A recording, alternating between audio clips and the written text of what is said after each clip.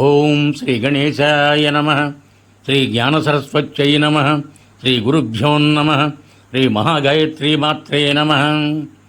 శ్రీ మహాగాయత్రీ మాత YouTube ఛానల్కు అందరికీ సాదర స్వాగతం. ఆహ్వానించువారు కాశీవజ్ర సుబ్రహ్మణ్య శర్మ, నిడదవోలు. కరైక్కాలమ్మయార్ ద్వితీయ భాగము కొనసాగింపు. మరింత విచిత్రంగా భర్త చూస్తుండగానే అతని చేతిలోని మామిడి పండు మాయమైంది. పరమదత్తుడు ఈ విచిత్రాన్ని చూసి దిగ్భ్రాంతుడయ్యాడు. తన భార్య పునీతవతి మామూలు స్త్రీ కాదు, ఈమె ఒక దేవత. ఇక నుంచి ఈమెతో నేను కాపురం చేయకూడదనుకుంటూ ఇక అక్కడి నుంచి మరో ప్రాంతానికి వెళ్ళిపోదామనుకున్నాడు. ఇదే విషయాన్ని తన బంధువులందరితోనూ చర్చించాడు. దాంతో వారంతా అందుకు అంగీకరిస్తూ పరమదత్తుడు ఇతర ప్రాంతానికి వెళ్లేందుకు అన్ని ఏర్పాట్లు చేశారు. పడవ నిండా వ్యాపారానికి, స్వంతానికి అవసరమైన సరుకు నింపుకొని ఉంటున్న ఊరు విడిచి పాండ్యదేశంలోని మరో పెద్ద పట్టణానికి తరలి వెళ్ళాడు. అక్కడ ఉంటూ వ్యాపారం ఆరంభించాడు. అతనికి అదృష్టం అక్కడ కూడా బాగా కలిసి వచ్చింది. దాంతో అక్కడే శ్రీనివాసం ఏర్పరచుకొని మరో వైశ్య యువతిని పెళ్లాడాడు. అయితే ఇక్కడ తనకి ఇంతకు ముందే వివాహమైందని చెప్పలేదు. వీరిద్దరి కొత్త దాంపత్యం అన్యోన్యంగా సాగిపోతోంది. వీరి అనురాగానికి ఫలంగా వీరికి ఒక కూతురు కూడా పుట్టింది. కుమార్తెకు మొదటి భార్య పేరు పునీతవతి అని పేరు పెట్టుకుని అల్లారు ముద్దుగా పెంచుకుంటున్నారు. కాలం గడుస్తోంది. ఇక్కడ అసలు విషయం తెలియని పునీతవతి తన భర్త రాక కోసం ఎదురుచెన్నులు చూస్తోంది. ఇప్పటికే చాలా రోజులు గడిచిపోయాయి. భర్త జాడలేదు, ఎక్కడికి వెళ్ళాడో తెలియదు, ఎప్పుడు వస్తాడో కూడా తెలియదు. అయోమయంలో పడిపోయింది పునీతవతి.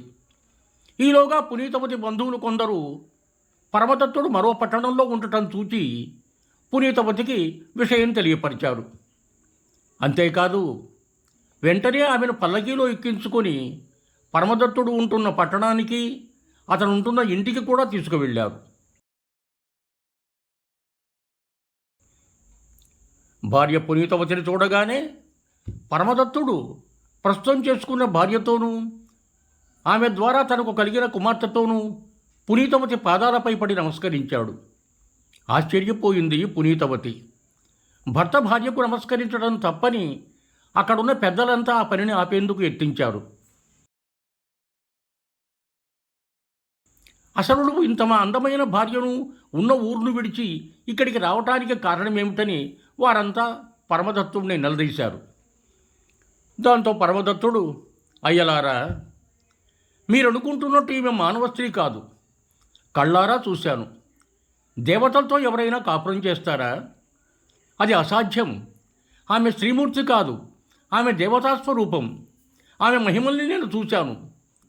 కనుకనే నేను ఆమెను గౌరవించి వేరే ఆమెను వివాహమాడాను. అంతేకాదు, మా ఇద్దరికీ కలిగిన మా సంతానానికి ఈ దేవత పేరు పునీతవతి అని పెట్టుకున్నాం.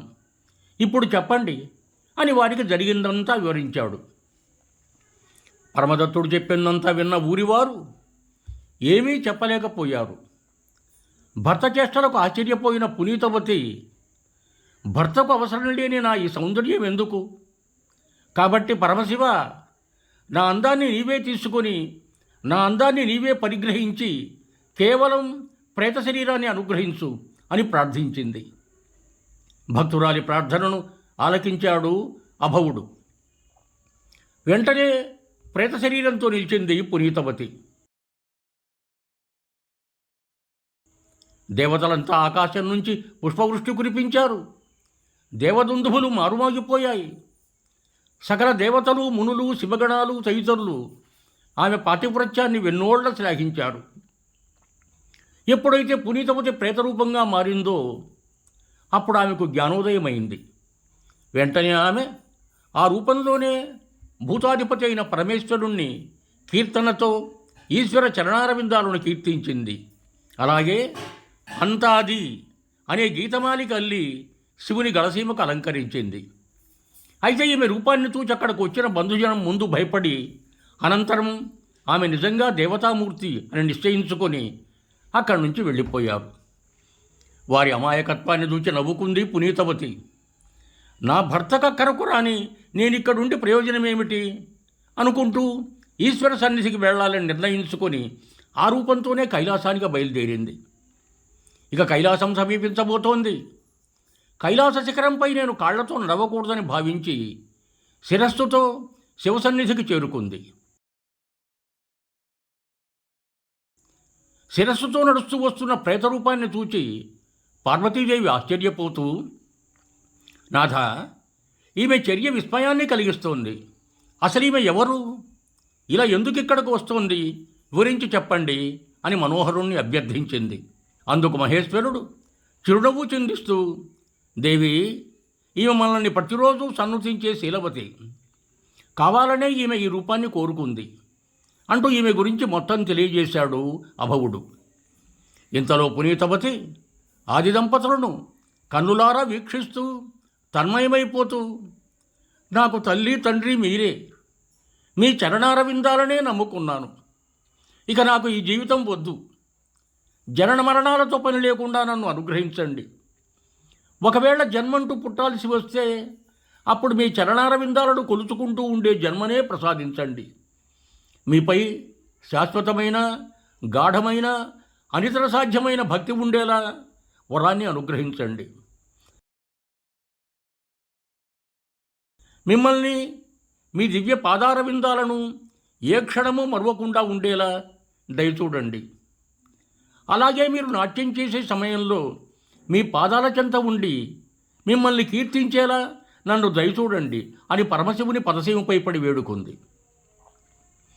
పరమశివుడు ఆమెకు ఆ వరాన్ని ప్రసాదించి, పునీతవతి, నీ భక్తి అనన్య సామాన్యం. అందుకే నాకు అత్యంత ప్రియమైన ఈ రూపంలో నీవు ఇక్కడకు చేరుకోగలిగావు. నీవిప్పుడు దక్షిణ దేశంలో ఉన్న తిరువారంగాడు అనే గ్రామానికి వెళ్ళు.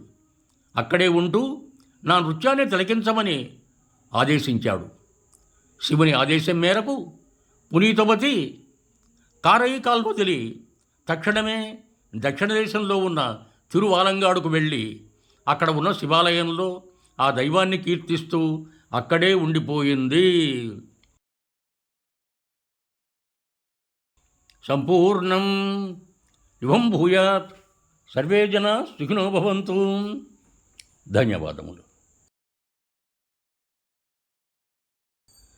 మీకు నా ఈ వీడియో నచ్చినట్లయితే దయచేసి ఒక లైక్ కొట్టి నా ఈ వీడియోను మీ బంధుమిత్రులకు కూడా షేర్ చేయగలరు. అదేవిధంగా నా శ్రీ మహాగాయత్రీమాత యూట్యూబ్ ఛానల్ను సబ్స్క్రైబ్ చేయ ప్రార్థన. మరొక్క మారు ధన్యవాదములతో భవదీయుడు కాశీవజ్ర సుబ్రహ్మణ్య శర్మ, నిడదవోలు, తూర్పుగోదావరి జిల్లా.